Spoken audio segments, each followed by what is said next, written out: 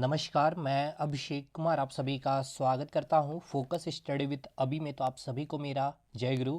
तो चलिए हम लोग जो हीटिंग इफ़ेक्ट ऑफ करंट जो हमने कंप्लीट किया है, तो इस हीटिंग इफ़ेक्ट ऑफ करंट यानी कि जो धारा का ऊष्मीय प्रभाव हमने जो पढ़ा है, हीटिंग इफ़ेक्ट ऑफ करंट, इसमें हमने पढ़ा है कि जो आपका ये करंट है, इस करंट के कारण जो आपकी ऊष्मा उत्पन्न हो रही है, तो इस सिद्धांत पर या फिर इस प्रिंसिपल पे हमें तीन इक्विपमेंट के बारे पढ़ना है, या फिर आप ऐसे भी कह सकते हैं कि इस हीटिंग इफेक्ट ऑफ करंट का जो एप्लीकेशन है, जो आप देखते हैं दैनिक जीवन में, एक आपका हीटर होगा, क्लियर, सेकेंड आपका इलेक्ट्रिक बल्ब हो, और तीसरा आपका फ्यूज़ है।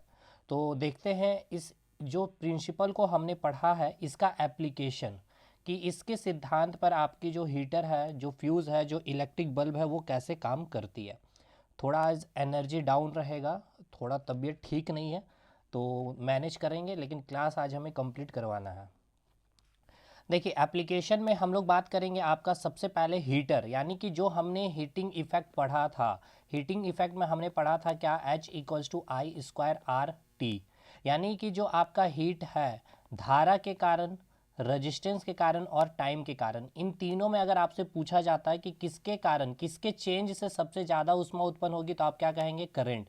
क्यों? क्योंकि करंट का क्या है यहाँ पर, स्क्वायर है। अगर आप करंट को 2 गुना करते हैं, रजिस्टेंस को भी 2 गुना करते हैं, टाइम को भी 2 गुना करते हैं, तो इससे आपका जो ऊष्मा में परिवर्तन आपको देखने को मिलेगा, सबसे ज़्यादा चेंज आपको करंट के कारण। क्यों? क्योंकि करंट का क्या है, स्क्वायर। तो अगर आप करंट का 2 गुना किए थे, इस प्रकार से रजिस्टेंस आपका 2 गुना हो गया, टाइम आपका 2 गुना हो गया, तो देखिए यहाँ पे रजिस्टेंस 2 गुना, टाइम 2 गुना, करंट 2 गुना, लेकिन इसके स्क्वायर के कारण ये कितना हो जाएगा, 4 टाइम्स। तो करंट के कारण इसका ज़्यादा इम्पैक्ट ऊष्मा में देखने को मिलेगा। तो ये आपका सवाल बनता है कि करंट, रजिस्टेंस यानी कि धारा, प्रतिरोध और समय, किसके परिवर्तन से सबसे अधिक ऊष्मा में परिवर्तन देखने को मिलेगा, चेंज देखने को मिलेगा, तो आप क्या बोलेंगे, आपका वो होगा करंट। चलिए अब इसके एप्लीकेशन को देखते हैं, हीटर कैसे काम करती है। देखिए आप हीटर को देख रहे होते हैं, एक हीटर का मैं फिगर सबसे पहले बना दूं इस प्रकार से। तो इसकी जो प्रॉपर्टीज़ है, उसकी प्रॉपर्टीज़ को पहले देखते चलिएगा, एकदम एक एक लाइन आपको याद रखना है। यहाँ पे हीटर से आपको पूछा जाता है, जो हीटर का जो वायर होता है उसकी रजिस्टेंस कैसी होती है, लो होती है या हाई, तो उसकी रजिस्टेंस क्या होती है, हाई। क्यों होती है उसको भी हम एक्सप्लेन करेंगे। इसकी जो मेल्टिंग पॉइंट होती है, जो गलनांक होती है, वो क्या होती है, लो या हाई, तो वो भी हाई। क्यों, उसको भी एक्सप्लेन करेंगे। जो हीटर का वायर होता है उसके लिए कौन सा मटेरियल यूज़ किया जाता है, तो नाइक्रोम। ठीक है, अब देखिए नाइक्रोम ये एक एलॉय है जो कई सारे धातुओं से मिलकर के बनती है। एक है आपका निकेल, क्रोमियम, आयरन, और ये है आपका मैग्नीज। ठीक है, निकेल है ये सिंबल आपका, ये है आपका Cr क्रोमियम का, Fe आयरन का, Mn आपका मैग्नीज का। नेक्स्ट आपका जो हीटर है इस किस प्रिंसिपल पे काम करता है, तो हीटिंग इफेक्ट ऑफ करंट के प्रिंसिपल पर काम करता है। तो 4 पॉइंट आपको याद रखना है। 4 पॉइंट में सबसे पहले आपको क्या याद रखना है कि जो रजिस्टेंस होती है हीटर वायर की वो हाई होती है, जो मेल्टिंग पॉइंट होती है वो भी आपकी हाई होती है, जो वायर बना होता है आपका कौन सा मटेरियल का, तो नाइक्रोम, और ये नाइक्रोम एक एलॉय है, कॉम्बिनेशन ऑफ कई धातुओं का। तो इसमें आपका निकेल है, क्रोमियम है, आयरन है और मैग्नीज है। अब रेजिस्टेंस क्यों हाई होती है, मेल्टिंग पॉइंट क्यों, जो इसकी गलनांक है इसकी वैल्यू क्यों हाई होती है, उस पर हम लोग बात करते हैं। तो ये आपका हीटर है, और हीटर में इस प्रकार से आप देखे होंगे वायर लगा हुआ रहता है। ठीक है, और इसकी जो आपको मैं पूरी डिटेल में आपको यहाँ पे समझा भी देता हूँ इस प्रकार से। अब देखिए इसकी जो वायर की जो रेजिस्टेंस है ये क्या है, काफ़ी हाई। अगर रेजिस्टेंस हाई नहीं होगी तो क्या होगा, देखिए अगर रेजिस्टेंस हाई हम लोग कह रहे हैं, इसका मतलब आपको याद आना चाहिए जो इलेक्ट्रॉन है, इलेक्ट्रॉन के बीच में क्या हो रहा है, टक्कर काफ़ी ज़्यादा हो रहा है, और टक्कर के कारण, टक्कर अधिक होने के कारण यहाँ पर क्या उत्पन्न हो रही है, ऊष्मा अधिक उत्पन्न हो रही है। तो पहला तो रीज़न, हमें हीटर में क्या चाहिए, अधिक ऊष्मा चाहिए, इसलिए हम लोग रेजिस्टेंस हाई रखते हैं वायर का, क्योंकि यहाँ इलेक्ट्रॉन का टक्कर अधिक होगा, और टक्कर से क्या उत्पन्न होगा, आपका ऊष्मा। सेकंड, ये जो वायर होता है आपका इस प्रकार से मुड़ा हुआ आप देखे होंगे, इस प्रकार से मोड़ करके हम लोग लगाते हैं। रीज़न क्या है, इससे इसकी लंबाई इंक्रीज हो जाती है, इसकी क्या होती है, लेंथ इंक्रीज हो जाती है। लेंथ इंक्रीज क्यों, क्योंकि आर जो होती है directly proportional to rho L upon A. Length अधिक होगा तो रजिस्टेंस भी अधिक होगा, तो रजिस्टेंस अधिक करने के लिए हम लोग इसका क्या करते हैं, इस प्रकार से कॉइल के फॉर्म में वायर को लगाते हैं जिससे इसकी क्या हो जाए, लेंथ अधिक हो जाए। थर्ड, इसकी जो मोटाई होती है या फिर कहे तो एरिया, ये वायर का काफ़ी हम लोग मोटाई थिन लेते हैं, यानी कि पतला वायर लेते हैं। क्यों? क्योंकि अगर एरिया कम होगा तो रजिस्टेंस हाई है। तो अगर यहाँ पर हम बात करें कि रजिस्टेंस हाई हमें रखना होगा, पहले तो आपको ये मतलब क्लियर ही होगा कि रजिस्टेंस अगर हमें हाई रखना है, देखिए रजिस्टेंस अगर हमें हाई रखना है तो हमें क्या करना पड़ता था, आर क्या होता है, रो एल अपन ए। लेंथ क्या होना चाहिए, ज़्यादा होना चाहिए, एरिया क्या होना चाहिए, कम होना चाहिए, तब आपकी रजिस्टेंस क्या होगी, अधिक होगी। लेंथ अधिक तो आप इसीलिए वायर को क्या कहते हैं, कॉइल के फॉर्म में लगाते हैं। थर्ड, लेंथ अधिक हो गया। सेकंड क्या है, इसकी जो मोटाई होती है वो क्या होती है, काफ़ी कम होती है, पतली होती है, ताकि क्या होगा यहाँ पे इसका रजिस्टेंस अधिक होगा।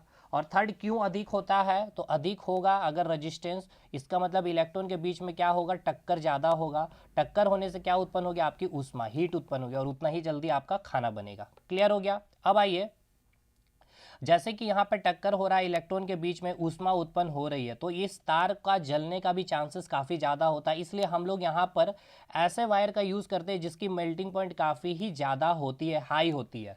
तो आप फिर भी देखते हैं कि वो वायर जल ही जाता है कुछ दिन यूज़ होने के बाद, क्योंकि इतना अधिक ऊष्मा उत्पन्न होता है, वो मेल्टिंग पॉइंट को क्रॉस कर जाता है वायर का, एंड देन वो वायर जल जाती है। और फिर वहाँ पे हम लोग जोड़ते हैं, फिर से वहाँ पे क्या होती है, वो जलता है, फिर हमें नया वायर को यूज़ करना पड़ता है। यही कंसेप्ट है। नेक्स्ट, ये जो वायर बना होता है किसका, तो आपका नाइक्रोम का बना होता है। एलॉय जो आपकी एक मिश्र धातु है, जो आपका किससे मिलकर के बना होता है, तो आपका निकेल का होता है, ठीक है, क्रोमियम का होता है, आयरन होता है और मैग्नीज, इनमें से कोई भी आपको पूछा जा सकता है, आप याद रखेंगे। क्लियर हो गया हीटर का कंसेप्ट? चलिए इलेक्ट्रिक बल्ब की बारे बात करते हैं। देखिए इलेक्ट्रिक बल्ब भी आपका हीटिंग इफेक्ट ऑफ करंट के सिद्धांत पर ही काम करता है, तो इस लाइन को क्लियर करिए। इलेक्ट्रिक बल्ब यानी कि जो विद्युत बल्ब है, works on heating effect of electricity, यानी कि धारा का जो ऊष्मीय प्रभाव है उसी के प्रिंसिपल, उसी के सिद्धांत पर आपका ये इलेक्ट्रिक बल्ब काम करती है। अब इलेक्ट्रिक बल्ब में भी सेम वही कंसेप्ट है कि यहाँ पर अधिक ऊष्मा उत्पन्न होगी, जिससे आपको क्या होती है, काफ़ी ज़्यादा लाइट देखने को मिलता है। तो अधिक ऊष्मा उत्पन्न हो रही है, इट मीन्स क्या, अगर अधिक ऊष्मा उत्पन्न हो रही है इसका मतलब क्या है, वहाँ पे करंट अधिक पास होना चाहिए, उसका रजिस्टेंस अधिक होना चाहिए और अधिक देर तक, यही है ऊष्मा उत्पन्न होने का। तो एक तो आपको क्लियर हो गया कि रजिस्टेंस क्या होना चाहिए, अधिक होना चाहिए। तो देखिए एक पॉइंट क्लियर है, जो इलेक्ट्रिक बल्ब होता है, इलेक्ट्रिक बल्ब, सबसे पहले देखिए इलेक्ट्रिक बल्ब का अगर मैं आपको फिगर दिखाऊं, तो देखिए इलेक्ट्रिक बल्ब का आप फिगर देखिएगा, इसको पहले, ये आपका एक इलेक्ट्रिक बल्ब है कोई, ठीक है, इस प्रकार से कोई इलेक्ट्रिक बल्ब है, और यहाँ पे आपका ये फिलामेंट ये होता है आपका, ठीक है। इसी फिलामेंट में आपको क्या होती है, लाइट, ऊष्मा के कारण जो करंट यहाँ पर फ्लो करती है, इसके कारण यहाँ जो ऊष्मा उत्पन्न होती है, आपको लाइट पूरे रूम में आपको देखने को मिलता है। तो देखिए इसकी जो ये फिलामेंट है आपकी, ये जो फिलामेंट है, ठीक है ना, ये जो आपकी फिलामेंट है, यहाँ से इस प्रकार से आपको लाइट देखने को मिलती है। ये जो आपकी फिलामेंट है ये किसकी बनी होती है, तो टंगस्टन का बना होता है। किसका बना होता है, टंगस्टन, जिसका सिंबल डब्लू होता है। और जो ये टंगस्टन जो इस फिलामेंट को जो हम लोग टंगस्टन से बनाते हैं, इसका लैटिन नाम भी आपसे पूछा जाता है, वॉल फ्रॉम, ठीक है ना, वॉल फ्रॉम भी याद रखिएगा, इसका लैटिन नाम से भी क्वेश्चन बनता है। अब देखिए अधिक यहाँ पे ऊष्मा उत्पन्न होगी तो यहाँ इसकी मेल्टिंग पॉइंट क्या होनी चाहिए, अधिक होनी चाहिए। तो देखिए जो हमारे घरों में कितना वोल्टेज का जो हमें जो हमारे घरों में, यानी कि सभी के घरों में कितना वोल्टेज आता है, 220 वोल्टेज आता है। इस 220 वोल्टेज में जो यहाँ पर ऊष्मा उत्पन्न होगी, इसकी जो टेम्परेचर होती है 2400 डिग्री सेल्सियस के आसपास हो जाती है, ठीक है। लेकिन इसका जो मेल्टिंग पॉइंट है वो 3300 degree Celsius, 3400 degree Celsius approx value, आप कई किताब में 3380 भी देखने को मिल सकता है आपको इस प्रकार से, लेकिन ये वैल्यू याद रखिएगा। तो याद रखिएगा कि इसका जो मेल्टिंग पॉइंट होता है काफ़ी ज़्यादा हाई होता है, ठीक है ना। मेल्टिंग पॉइंट क्या होता है, काफ़ी हाई होता है। कितना होता है, 3300 से 3400 डिग्री सेल्सियस। मतलब समझिएगा कि जो 220 वोल्टेज सप्लाई होता है हमारे घर में, इस समय इसकी जो टेम्परेचर यहाँ पे होती है वो कितनी होती है, तो वो टेम्परेचर आपका 2400 डिग्री सेल्सियस होता है। इसीलिए हम लोग जो टंगस्टन का जो फिलामेंट यूज़ करते हैं, इसका मेल्टिंग पॉइंट काफ़ी हाई होता है। वो कितना होता है, 3300 से 3400 डिग्री सेल्सियस। इसलिए क्या होता है, फिलामेंट जलता नहीं है हमारा। क्लियर है?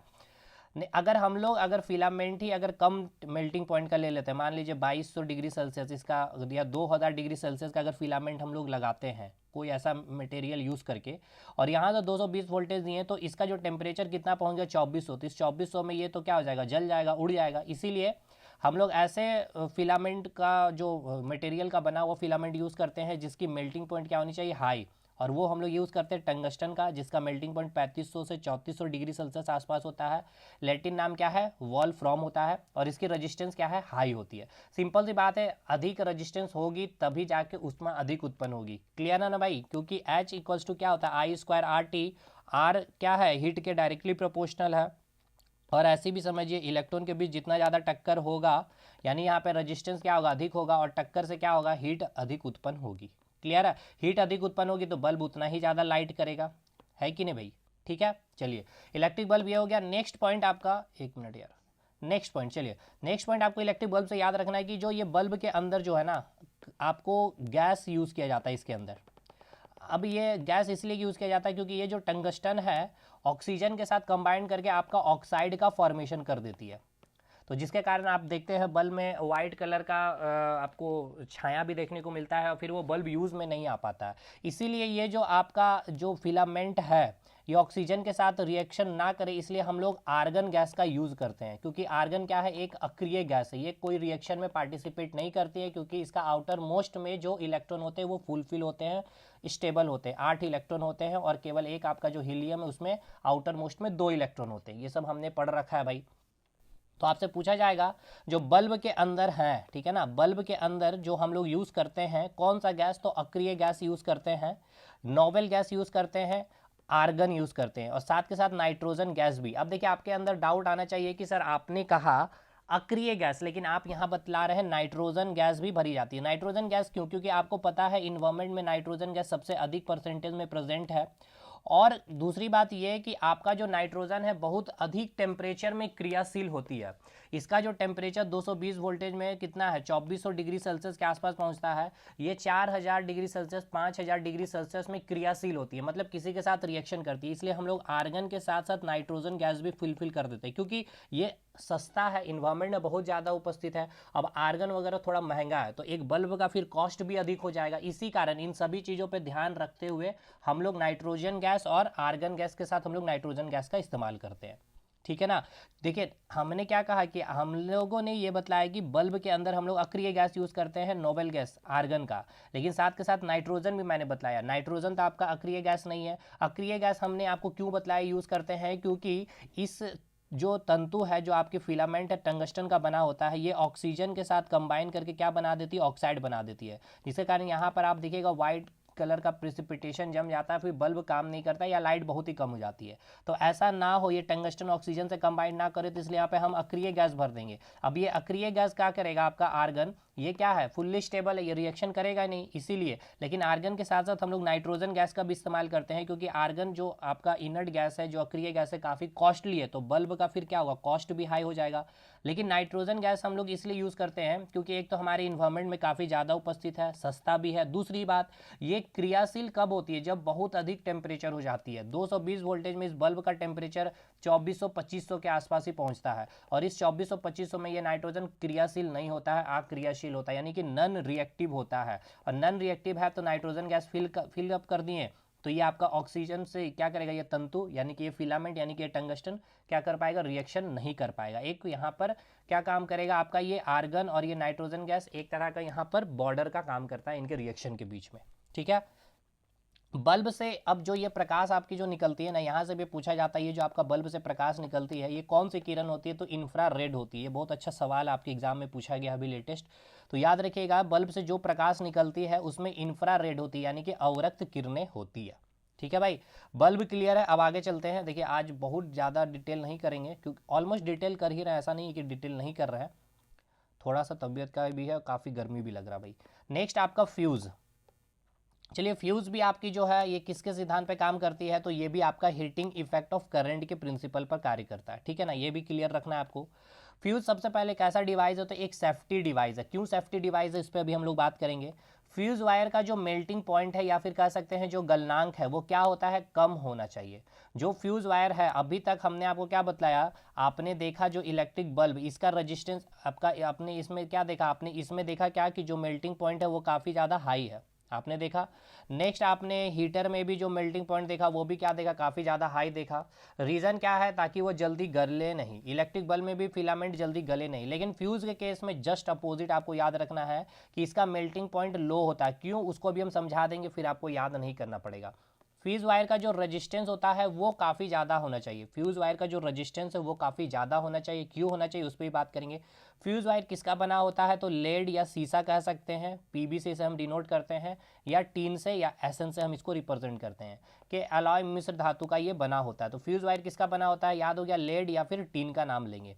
फ्यूज वायर को हम किससे कनेक्ट करते हैं, तो लाइव वायर यानी कि जो जीवित तार है जिससे करंट फ्लो करती है उससे कनेक्ट करते हैं, किसमें, सीरीज में। अब ये क्या मैंने बोला, सब चीज़ को अब हम लोग समझते हैं।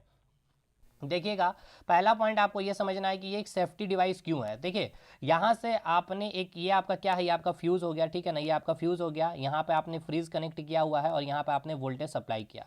यहाँ से क्या पास होगी, आपकी करंट पास होगी। तो ये करंट आया, क्लियर है।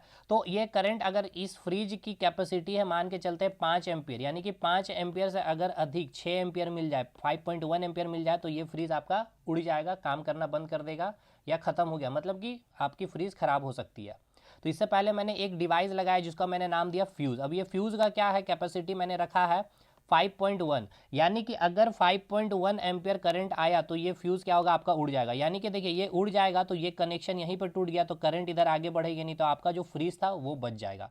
तो ये एक सेफ्टी डिवाइस की तरह काम किया। आपने समझा किस प्रकार से ये आपका सेफ्टी डिवाइस का काम किया। मैंने पहला पॉइंट ही आपको बताया कि जो आपका फ्यूज़ है ये आपकी क्या है, एक सेफ्टी डिवाइस है। क्यों सेफ्टी डिवाइस है, मैंने क्या बताया कि ये जो आपकी फ्रीज है इसकी जो कैपेसिटी है 5 एम्पियर लेने की, यानी कि ये 5 एम्पियर से ज़्यादा करंट नहीं ले पाएगा। इससे ज़्यादा करंट मिलेगा तो ये उड़ सकता है।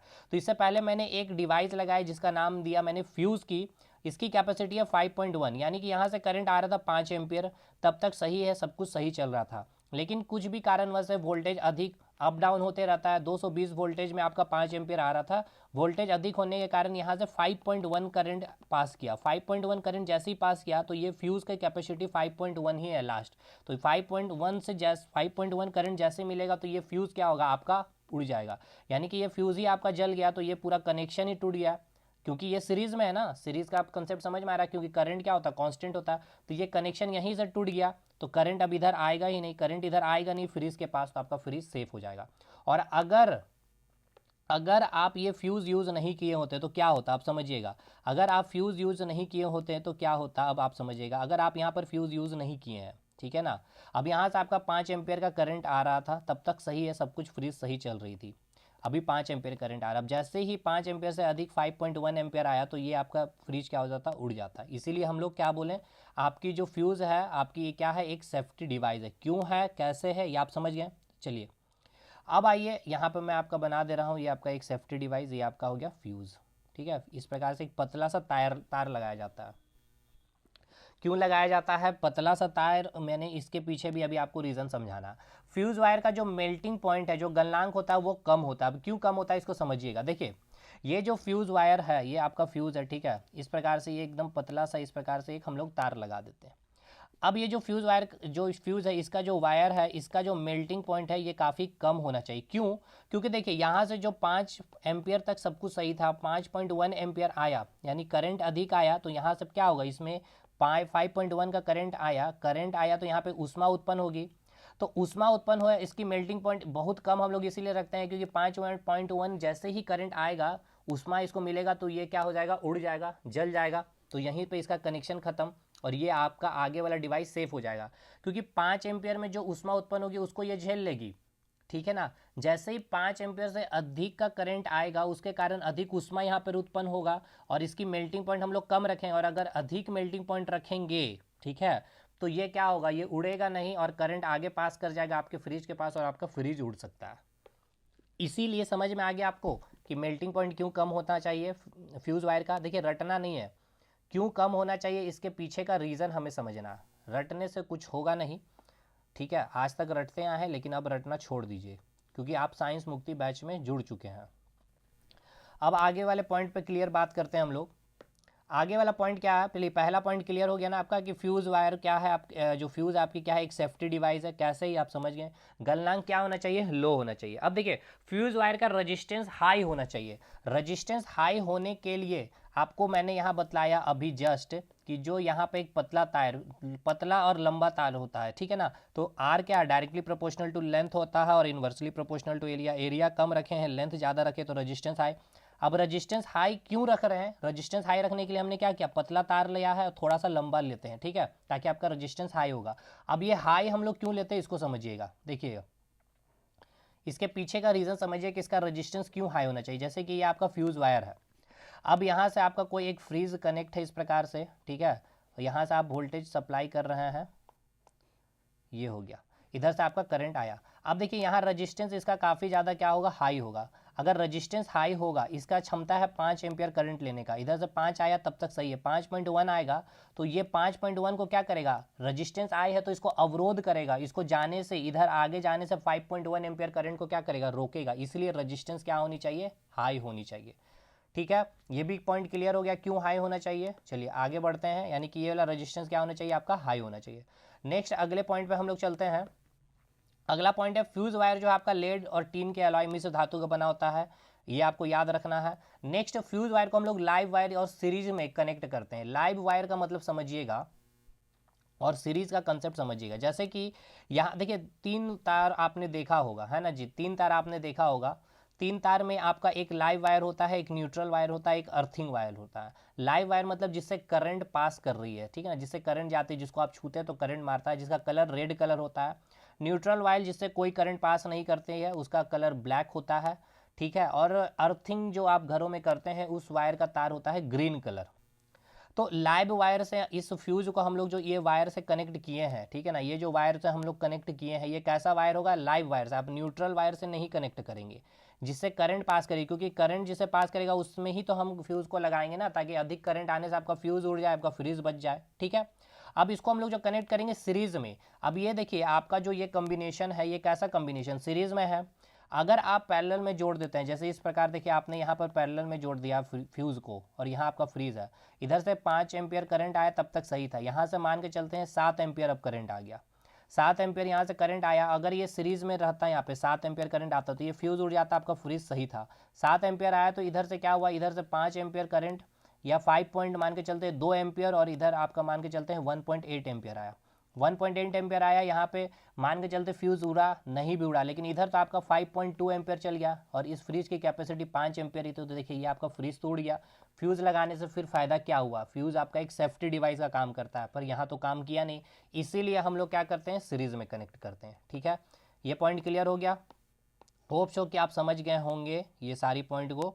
तो ये आपका पूरा हीटर हो गया, फ्यूज़ हो गया, इलेक्ट्रिक बल्ब हो गया। बाकी चलिए आगे देखते हैं लाइव वायर वाला, ये कलर याद रखेगा, ये कलर भी आपसे पूछ लिया जाता है। नेक्स्ट आपका पढ़ना है एमीटर, वोल्ट मीटर और गैल्वेनोमीटर। इसे हम अगले क्लास में देखेंगे, आज हमसे हो नहीं पाएगा, ठीक है। चलिए क्लास की यहीं पे समाप्त करते हैं, मिलते हैं अगले वीडियो में, तब तक के लिए धन्यवाद।